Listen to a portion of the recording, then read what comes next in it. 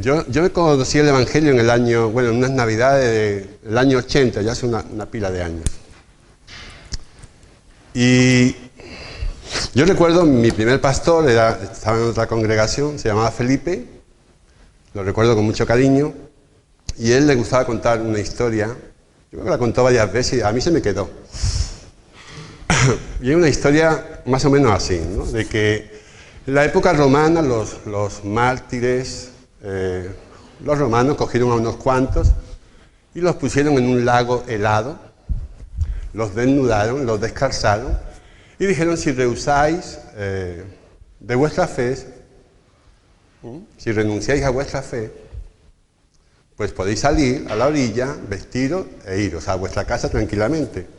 Entonces había allí el grupo de creyentes, yo me lo imaginaba, lo iba contando, y allí muertos de frío, y evidentemente su vida iba a terminar muy pronto. Y empezaron a cantar.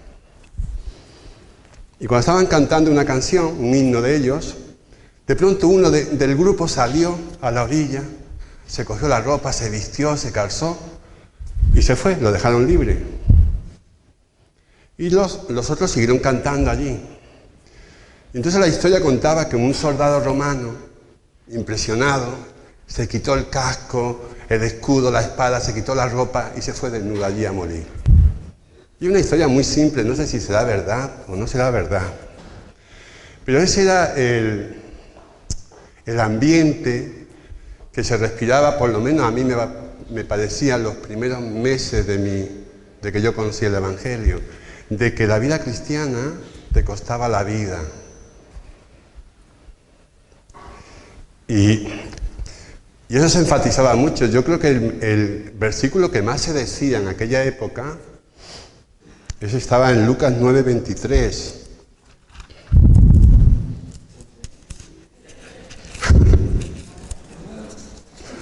¡Qué fuerte!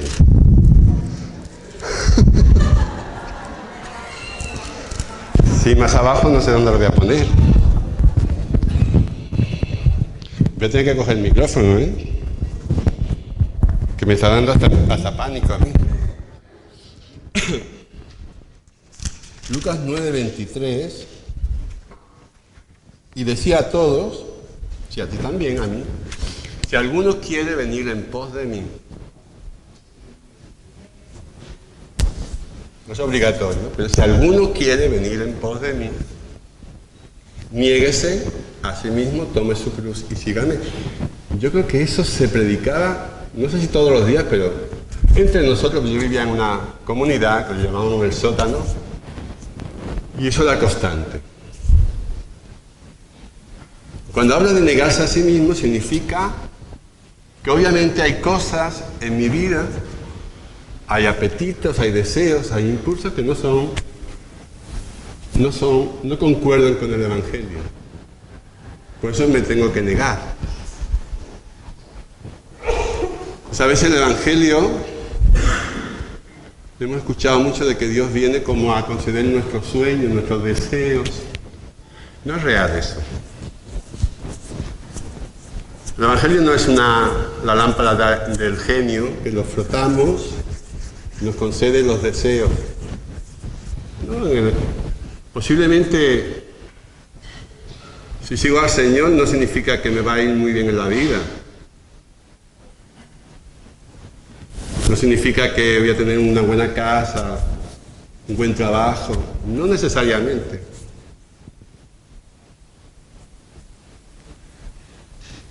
El Evangelio, por mucho que yo frote este libro, Dios no va a realizar mis sueños. Porque el Evangelio trata de realizar los sueños de Dios, que generalmente son diferentes a los míos. Entonces, negarse a sí mismo es parte de nuestro seguir al Señor, del Evangelio. Lo siguiente es todavía más fuerte, porque es tomar la cruz, y ahí no hay equívoco ninguno. A veces pensamos que la cruz es una circunstancia complicada que nos ha tocado vivir. Pero la cruz a la que se está refiriendo Jesús, en el contexto de la época, el Imperio Romano, la forma de ejecutar a los rebeldes, a los delincuentes, era la cruz. Entonces tomar la cruz no significaba un entretenimiento, no significaba un paseo, no significaba una diversión, no significaba hoy tomo la cruz, mañana la dejo. Si tomaba la cruz, significaba que iba directos al patíbulo. Entonces tomar la cruz es que era una sentencia que había sobre tu vida. No solo te iban a colgar en la cruz, es que tú tenías que llevar la cruz. Generalmente al condenado le daban el madero, el horizontal, que tenía que cargar hasta el sitio donde lo iban a ejecutar. Eso era tomar la cruz. Entonces era una sentencia de muerte. Jesús está diciendo, si me vas a seguir, la cosa se va a poner dura. Porque yo voy a la cruz.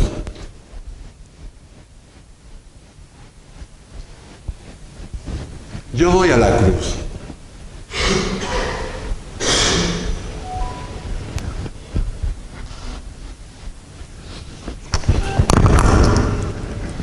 Hemos cogido una potencia tremenda. Entonces el mensaje de la cruz es el mensaje, digamos, esencial, fundamental y primordial del Evangelio. ¿Y qué habla el Evangelio? Pablo decía que en Corintio que la palabra de la cruz es una locura a los que se pierden.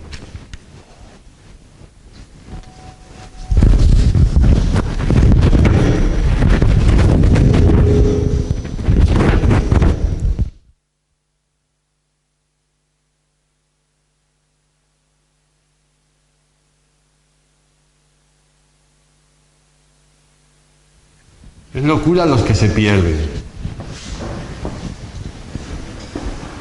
Dice que para los judíos era un tropiezo, para los griegos una locura. Y realmente, incluso yo que llevo tiempo en el Señor, para mí es un tema complejo. Pero si algo habla el Evangelio, es de que Él murió por nuestros pecados. Dice en Apocalipsis 1:6. Apocalipsis 1:6.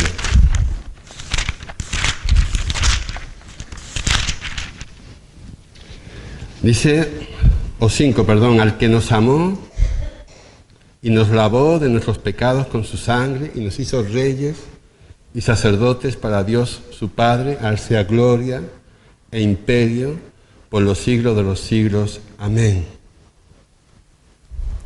Y entonces la cruz habla de una sustitución, porque dice que al que no conoció pecado, lo hizo pecado, para que nosotros estemos vivos para Dios, seamos justos delante de Dios.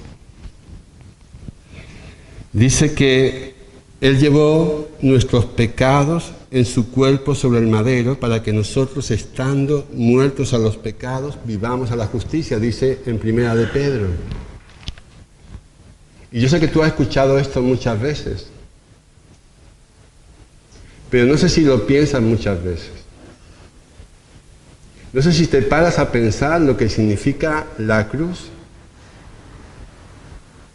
Cómo Dios envió a su Hijo a morir en una cruz por tus pecados. Nosotros podemos tirarnos hablando de virtudes, de cómo ser buen cristiano, de cómo ser un factor importante en la vida. Pero el Evangelio que predicaba Pablo era sobre la cruz. Y él dice que no tenía otra intención de saber ninguna cosa sino a Jesús crucificado. Y Pablo era alguien culto y sabía de cosas, pero él tenía la idea de saber solo de Jesús crucificado. Hay alguien que vino a morir por tu pecado.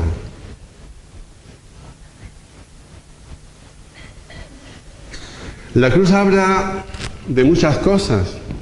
Habla de cómo Dios nos ama.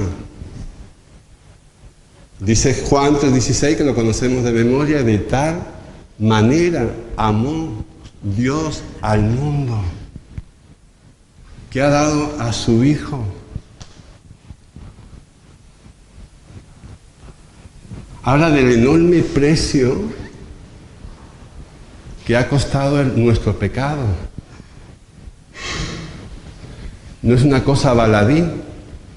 Nosotros pecado lo relacionamos con hacer ciertas cosas, cometer ciertos errores, pero el pecado, Jesús tuvo que bajar, el Rey de Reyes tuvo que bajar, hacerse hombre, vivir una vida sin pecado, hacerse siervo, morir como un delincuente. Y la Biblia anunciaba durante todo el tiempo este sacrificio. Y a veces uno piensa, yo recuerdo la película de Mel Gibson, La Pasión, creo que se llamaba, recuerdo que me impresionó, porque en el cine no se había mostrado el dolor de Jesús, nunca. Parece que a Jesús la cruz le fue sencillo y fácil. Pero Mel Gibson, con la cámara, visualizó todo el sufrimiento que él tuvo que pasar. Yo tengo aquí un par de versículos.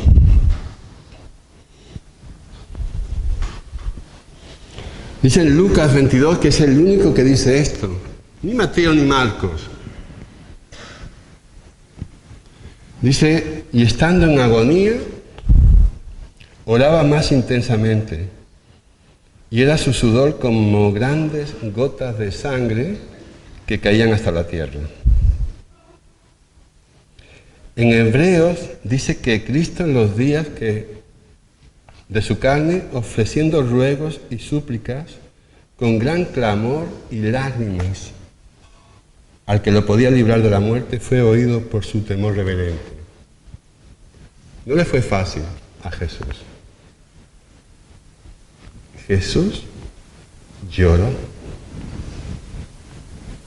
con lágrimas. Entonces nosotros tenemos un evangelio que costó mucho.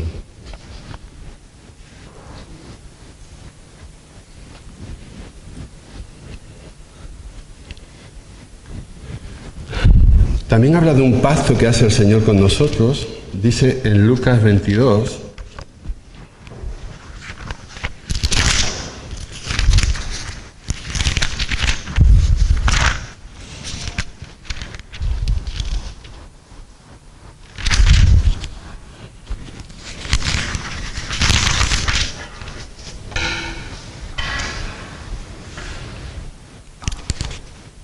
lo tengo equivocado, creo que era en Mateo 22. Dice en Mateo 22,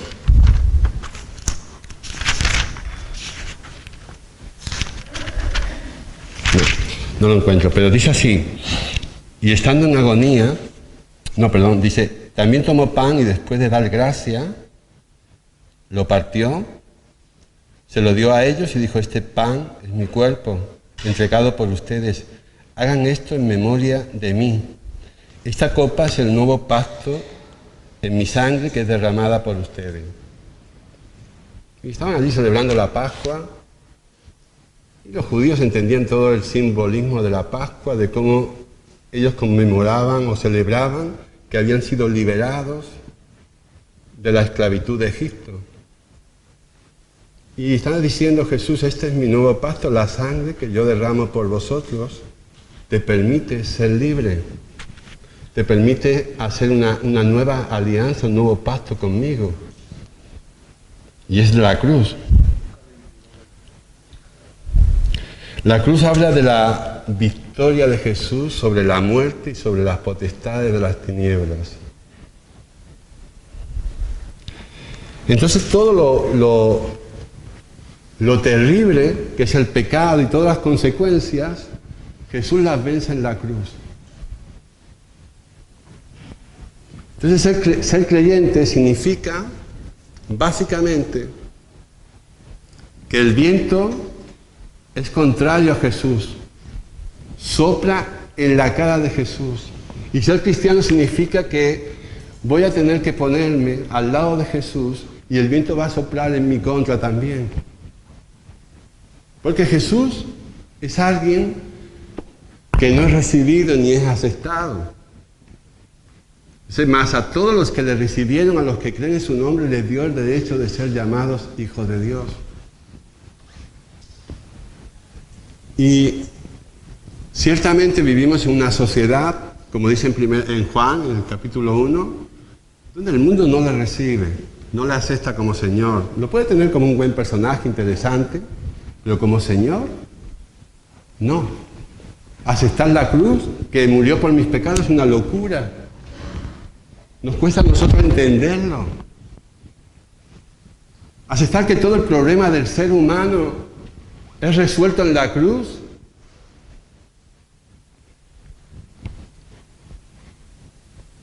Pero Jesús murió por nuestros pecados. Su sangre nos lavó y nos permite ser reyes y sacerdotes para Dios.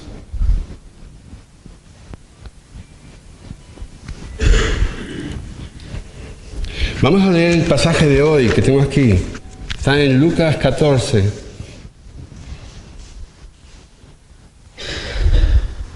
Dice en el versículo 25. En la Reina Valera que tengo, lo titula este capítulo, o este fragmento del Evangelio, lo titula Lo que cuesta seguir a Cristo. Me parece muy acertado. Antes ha contado una historia de un gran banquete, de un hombre que invita, símbolo de Dios, invita a un gran banquete a la gente.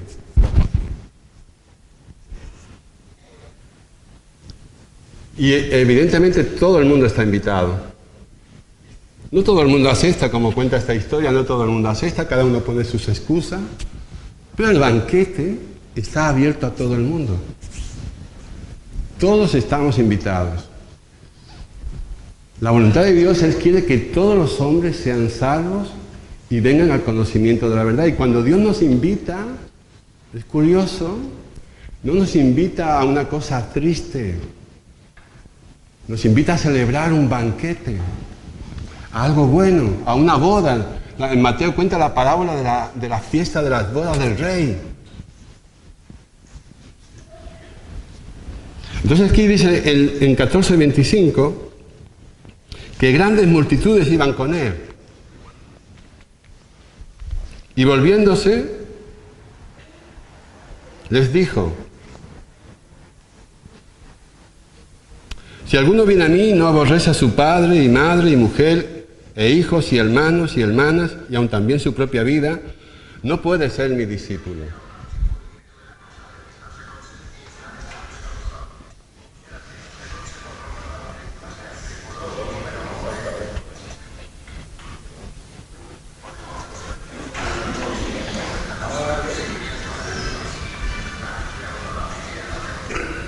Y no está diciendo, obviamente, que tienes que odiar a tu padre ni a tu madre, por supuesto que no. Pero si el amor de tu padre, de tu madre, de tu esposa, de tu hijo es mayor que el del Señor, no puedes ser su discípulo. Porque si es mayor es que no conoces realmente el amor de Dios. Conoces muy poco. O sea, aunque le seguían grandes multitudes, Él los frena. Porque las grandes multitudes habían visto la multiplicación de los panes y los peces, habían visto los milagros. Yo me apunto. Yo a ese evangelio me apunto. Pero ¿sabes? El Señor no es que nos quiera grandes multitudes, es que le está diciendo, no la letra pequeña, porque no es pequeña, es igual que las otras, pero no está omitiendo nada del mensaje. Mira, es el tercer año del ministerio de Jesús le queda poco tiempo para ir a la cruz y vamos a hablar las cosas claras. Chocolate espeso, pero las cosas claras. Y las cosas claras es que si tú no sabes a quién estás siguiendo y qué precio tienes que pagar, vas a tener problemas. O vamos a tener problemas. Si yo no sé qué precio tengo que pagar, me voy a llevar decepciones, porque la vida es injusta, sigue siendo injusta aunque sea creyente. El viento sigue soplando fuerte. Los ríos siguen soplando. Hay tormenta. En mi vida no va a ser un mar tranquilo como un plato. No. Ser cristiano significa, como Jesús dijo, que el camino es difícil. Entonces Él se vuelve, lo frena. Voy a ser claro y voy a ser honesto, porque si algo es el Señor, es honesto. No te cuenta una milonga. Pero si alguno quiere venir en pos de mí, ¿tú quieres? Tendrás que negarte. Tendrás que tomar su cruz y seguirlo. ¿Sabes? Honestamente, ser cristiano para nosotros es fácil. Porque ser cristiano yo lo resumo en acudir a un lugar como este. Y no a este otro. Eso es muy fácil. Pero eso no es cristianismo. Cristianismo no es esto. Venir aquí. Aquí puedo cantar, Señor, te adoro. Pero en mi vida igual no estoy adorando a Dios. No, eso no es ser cristiano. Cristiano es algo mayor, algo mejor. Este invento que ha hecho la sociedad, que no es que esté mal, la sociedad no, la iglesia, de un púlpito, de unos bancos, eso nunca tuvo un púlpito. Jesús predicó al lado de un lago, en una casa, en una plaza, en un mercado. No había gente sentada que cada domingo escuchaba un mensaje. Había unas condiciones. ¿Tú quieres ser mi discípulo? Pues lo que me espera no es bueno.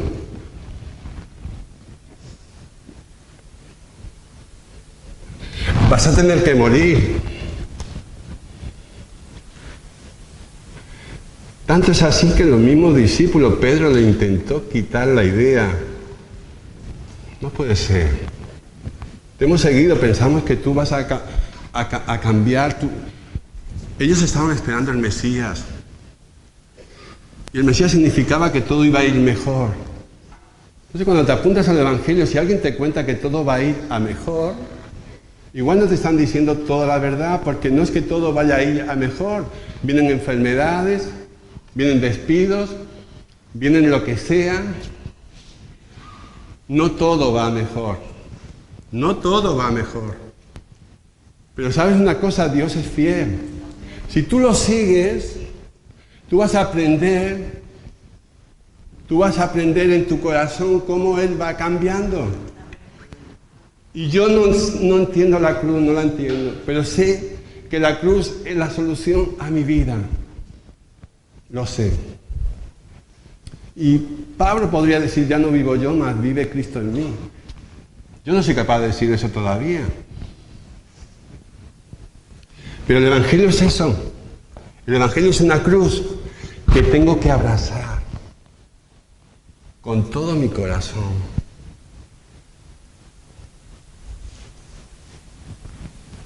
Entonces los discípulos, muchos de los que le seguían se volvieron.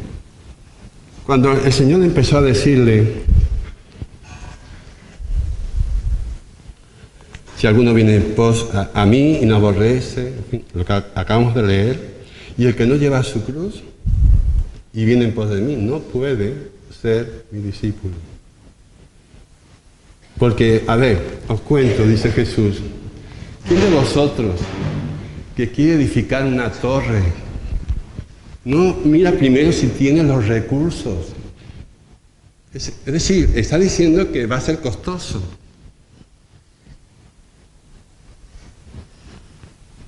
Una torre, levantar una torre.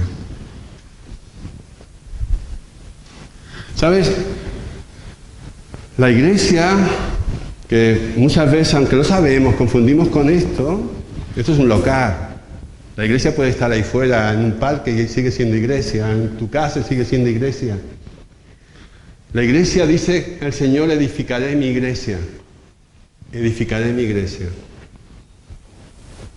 Y la iglesia está compuesta, igual que un edificio como este está compuesto de ladrillos. La iglesia está compuesta de piedras. Pedro dice que vosotros sois piedras vivas. Sed edificados como piedras vivas. Entonces Dios coloca la piedra, que eres tú, que soy yo, algunos somos pedruscos, los coloca en donde Él quiere. Pero si yo pierdo el propósito de para qué el Señor llamó, yo puedo decir, yo me gustaría, como piedra, estar en la fachada, que sea vistoso, que me vean.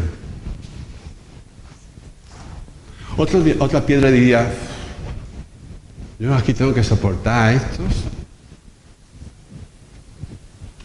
Porque las piedras vivas, a diferencia de los ladrillos, tienen voz, tienen voto, deciden, eligen.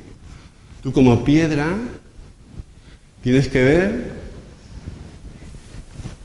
el propósito de Dios. Y no siempre lo vemos. La piedra, para que encaje en el templo de Dios, tiene que ser pulimentada. Cuando Jesús llama a sus discípulos, los discípulos van caminando y obviamente cuando comenzaron no es igual que como acabaron. Entonces el Señor va trabajando en nuestras vidas.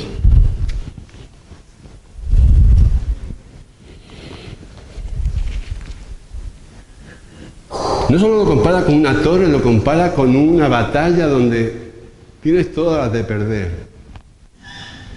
Porque habla de un ejército mayor que el tuyo. Y en el Evangelio tenemos la de perder. De hecho, el Evangelio trata de perder la vida. Eso trata el Evangelio.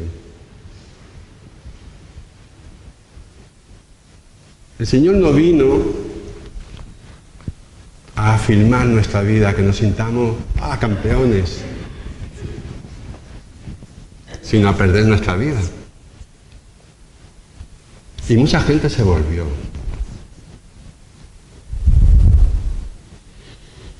Así que cualquiera, pues,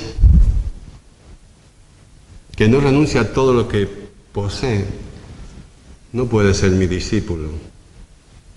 Yo no sé si tú te planteas, si tú estás reuniendo las condiciones para ser discípulo.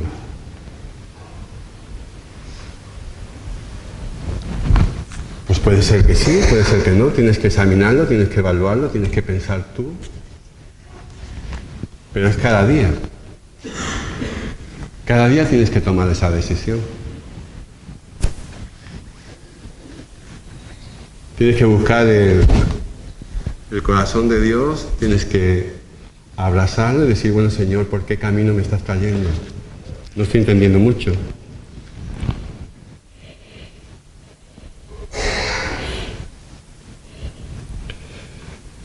Quiero decirte varios versículos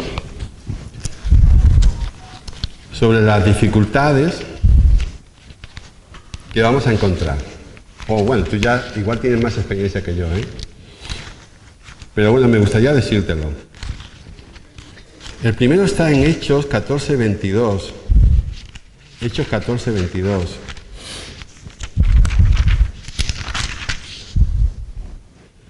Pablo ha sido apedreado, dado por muerto, se lo han llevado, se ha recuperado milagrosamente y vuelve al mismo lugar donde lo han apedreado y dice, es necesario, vital, fundamental que entremos en el reino de Dios a través de muchas tribulaciones. La tribulación, que es una palabra, supongo que del griego, significa trillar y es quitar la paja. cuando están aventando el trigo. Entonces las dificultades, cambia la palabra si quieres, dificultades, las adversidades que vienen a nuestra vida cuando tú dices, sí, te voy a seguir, Señor, aunque haya que edificar una torre y no sé si tengo recursos, aunque haya que enfrentar a un enemigo, no sé si voy a poder. Las dificultades vienen para quitar toda la paja, que hay mucha paja. En Romanos 5:3,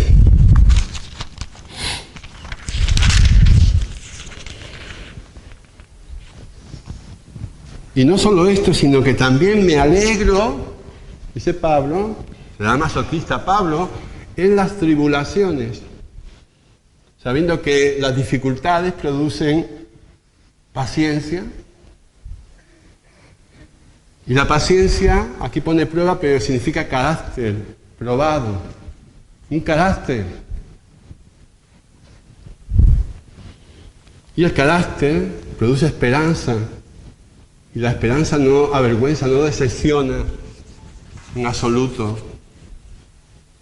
porque Dios ha derramado su amor en nuestros corazones, y es real. Dice en Filipenses 1,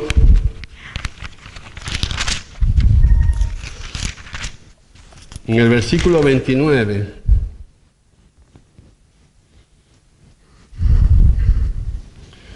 porque a vosotros os es concedido a causa de Cristo, no solo que creáis en Él,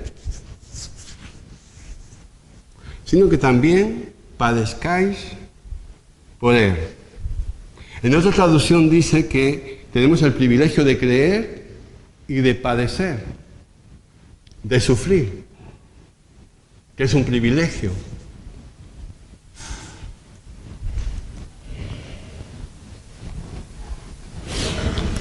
En Primera de Timoteo,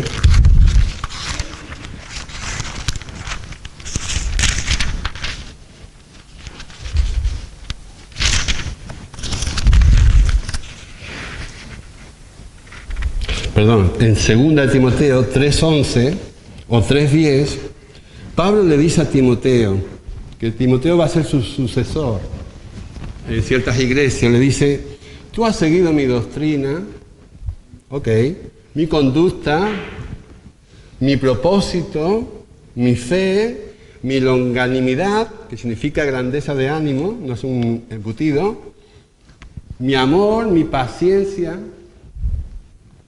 y dice también mis persecuciones y mis padecimientos.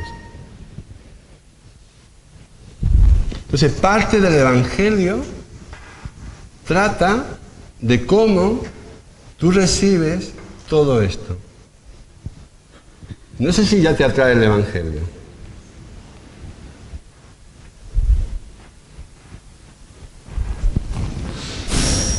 Por último, para no ser exhaustivos, en Mateo 5,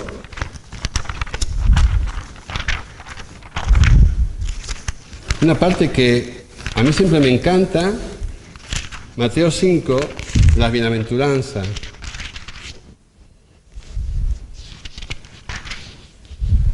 Bienaventurados los pobres, en todo esto que ya sabemos y que hemos oído tantas veces.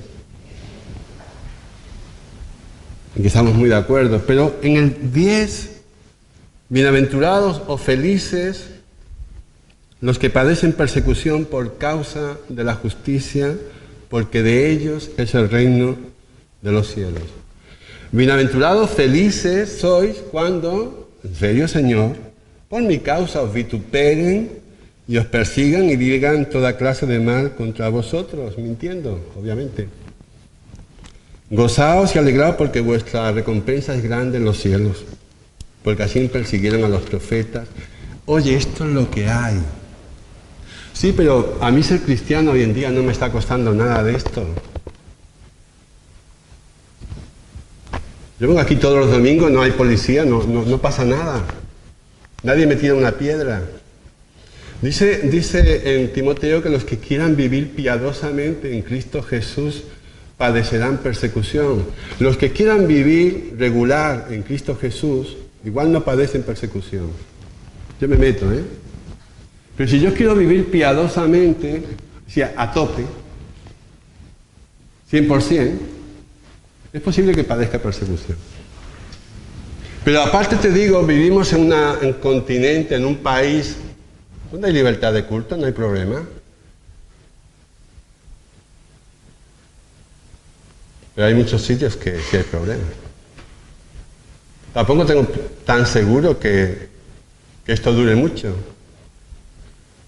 Yo tuve un sueño, no significa que eso sea un dogma de fe, donde veía una tormenta que venía.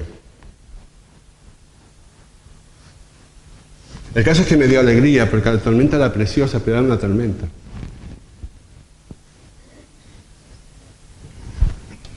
Y posiblemente haya vientos de tormenta. Y sabes, no sé si tu fe o mi fe es suficiente para abrazar esas dificultades, para decir, yo voy contigo, Señor. Porque no te creas nada del evangelio de prosperidad, de que te va a ir bien en la vida. Ojalá te vaya bien en la vida. Pero lo más seguro es que ser cristiano pagas un precio. Pagas un precio. Entonces ser cristiano va a significar muchas veces que voy a tener que dar mi vida por el Señor. Voy a tener que sufrir perjuicios. Voy a tener que negarme ciertos deseos que tengo, que mira, otros lo hacen. Voy a tener que tomar la cruz que Dios ha preparado para mí, una cruz especial y única. ¿Y tú estás dispuesto? A mí no me lo tienes que decir, pero a Él. ¿Tú estás dispuesto? ¿Tú serás capaz de morir por el Señor?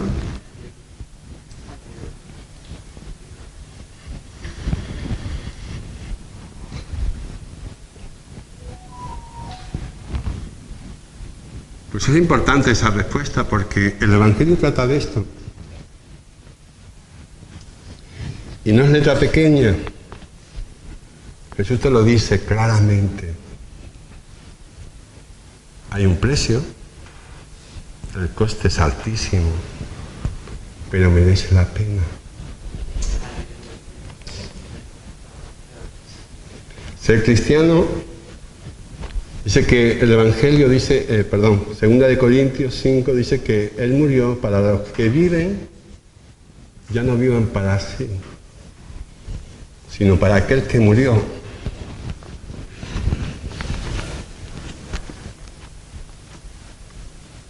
Entonces qué importante es que tú decidas. Lo vamos a hacer ahora delante del Señor. Imagínate que Jesús se vuelve y te dice esto: si alguno quiere venir en pos de mí, si tú, Señor, yo llevo 40 años de iglesia, si tú quieres venir en pos de mí,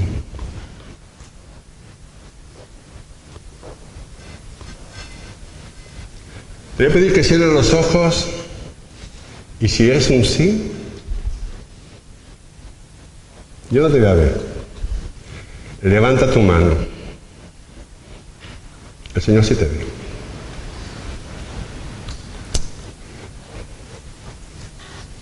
Santo eres, Señor Jesús.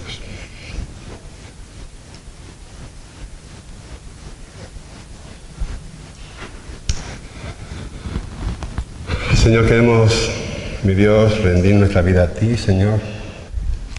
Señor, levantamos nuestra mano, te decimos, Señor, que queremos seguirte, cueste lo que cueste. Yo no lo llego a entender todo, Señor. A veces pienso que no tengo los recursos, pero, Señor, queremos servirte. Te damos gracias, te amamos, Señor, porque tú eres el que moriste por nuestros pecados. Y nos humillamos delante de ti, Señor. Señor, toma nuestra vida, Señor. Ayúdanos a inclinarnos delante de ti y seguirte. En el nombre de Jesús. Amén, Señor.